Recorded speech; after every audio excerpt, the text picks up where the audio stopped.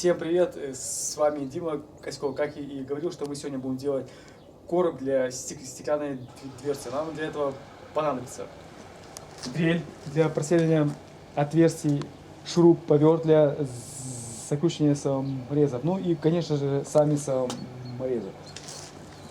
Ну что, приступим.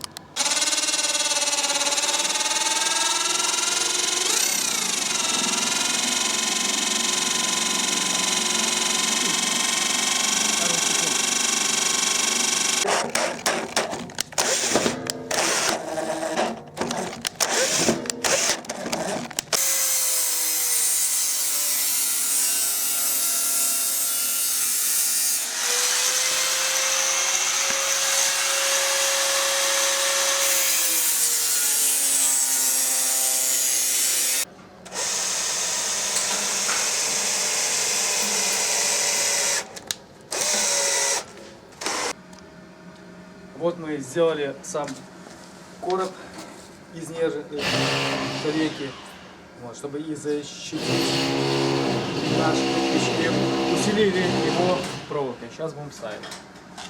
Мы снимаем продолжение нашего ролика. Нарезали нужное количество нам кирпичей, вот, и сделали оси для отверстия под шпильку. Сначала сверлим сверлом меньшего диаметра, и потом сверлом большего диаметра для лучшего сверления.